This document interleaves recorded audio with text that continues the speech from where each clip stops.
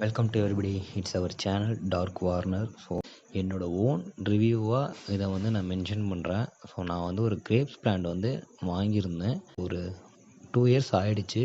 2 இயர்ஸில் இப்போ ஒரு நல்ல ஈல்டு எடுத்துக்கிட்டு இருக்கேன். அதான் உண்மை.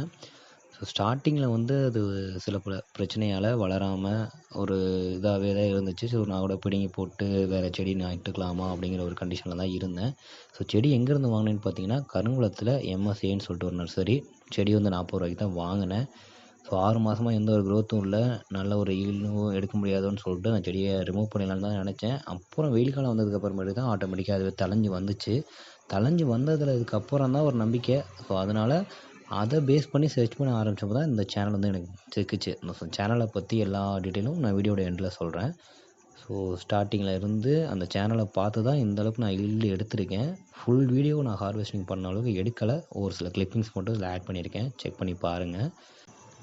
பர்டிகுலராக அந்த வீடியோ எதுக்காக மேக் பண்ணுறேன் அப்படின்னா, நான் இந்த செடியில் எப்படி ஈல்டு எடுத்தேன் அப்படின்னு சொல்லிட்டு நிறைய பேர் என்னை கேட்டிருக்காங்க. என் ஊர்லேயும் நிறைய செடி இருக்குது, நிறைய பேர் வளர்க்குறாங்க. ஆனால் அந்தளவுக்கு ஈல்டு எடுக்க முடியாது. அந்த மாதிரி இஷ்யூவில் நிறைய பேர் இருக்காங்க. 3 வருஷம் செடியை வளர்த்து இன்ன வரைக்கும் பூ மட்டுமே வைக்கிது அப்படிங்கிறதும் இருக்குது. அதுக்காக தான் இதை மென்ஷன் பண்ணி கொடுக்குறேன். செக் பண்ணுங்கள். நீங்களும் கிரேப்ஸ் பிளான்ட் வளர்க்குறீங்க அப்படின்னா ஒரு நல்ல ஈல்டு எடுக்கலாம். ஸோ ட்ரை பண்ணுங்கள். ஆர்கானிக் பேஸ்டாகவே வளர்க்கலாம், இல்லை நீங்கள் நான் ஆர்கானிக்காகவும் வளர்க்கலாம். நான் ஆர்கானிக்காக தான் முடிஞ்ச வரைக்கும் ட்ரை பண்ணியிருக்கேன். நிறையவே ஈல்டு கிடச்சிருக்கு. செக் பண்ணி பாருங்கள் வீடியோவை. Thanks and bye bye.